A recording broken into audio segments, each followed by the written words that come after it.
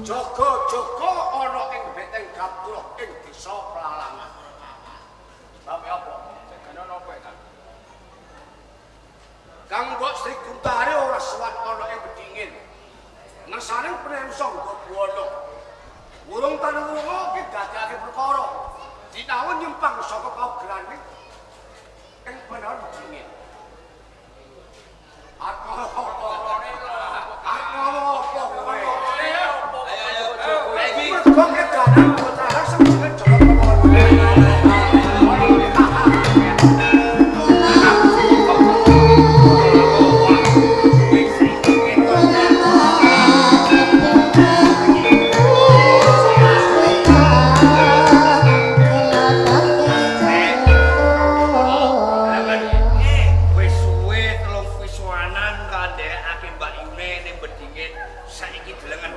pasuryane Buntara bagus kaya ngene. Kowe potongane ki anyar.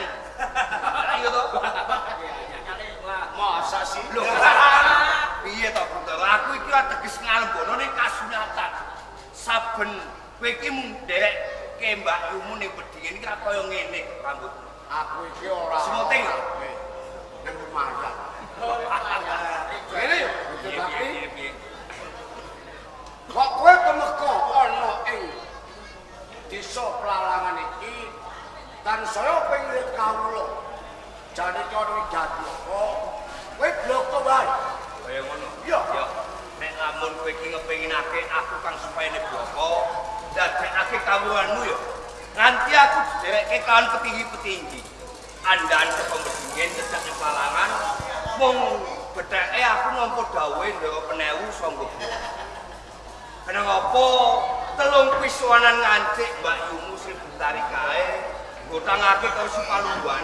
Lah iki lho kang ndadekake tandha pitakon gawa penewu sangga tenane nemu kawigaten apa? Ya apa ora, Kakak? Lah urung mesine tidak kok sing ora-ora. Kae cek ya. Wah, cek Apa? kok kamu anyar. Ngene yo bangke apa-apa. Aja platuk ing pamungku. Kadulur ing panampa prakara Mbak Ayu Sri Guntari. Sang wektu dina iki durung suwan ana ing iki ana sebabe. Ana sebab Sebabe ora nyimpang saka geran iki ora. cekak cukupe mung perkara kapribadene. Tapi Mbak Ayu Sri Guntari dina iki. Kuwi kedanan sing jenenge Joko Trowolo. Dina iki kudu ketemu sumpah Mbak Ayu Sri Guntari. Aku ketemu suwan ana ing panehan dikit. Lamun to ora ketemu karo Joko Trowolo. Ya sedhe pangapuramu. Ya, ora dadi kaya pamon. Ning kabeh kuwi nilake guru panuwun lamun kowe iki menehi piwangsulan kaya ngono kelawan aku. Nanging tekaku ning Pelalangan iki mau mung aku kang supaya ngripih kelawan Mbak Yumu. Mergo apa? Jroning konferensi ana ing Bedingin siji pulo wektune Mbak Yumu iki pasrahke dana kae BUMN. Apa? Nek kowe iki ra bener, isine kowe iki mung wedokan ae. Ya Aku mbok kolong-kolong kowe ya dijak. Ngene ya. Dana desa ngoten lho. Dana desa. Dana bulan kaya bedingin kuwi. Lho piye to? Bedingin iki saiki dadi penewu, kapane won sing gedhe. Andane iki akeh. So aku percaya. Ramung Pelalangan. Umpama kowe iki rumangsani andahan saka ing Bedingin kok iya, netepi kewajibane. Bola-bali aku wis kandha karo kowe. Yen dinawa iki mungkur saka pitutur nyimpang saka piwulang ing penewal Bedingin monggo sak karepmu ning aku bloko karo kowe. Sak lagi aku ora sepuh karo Mbak Sri Guntari. Mergo wis melih.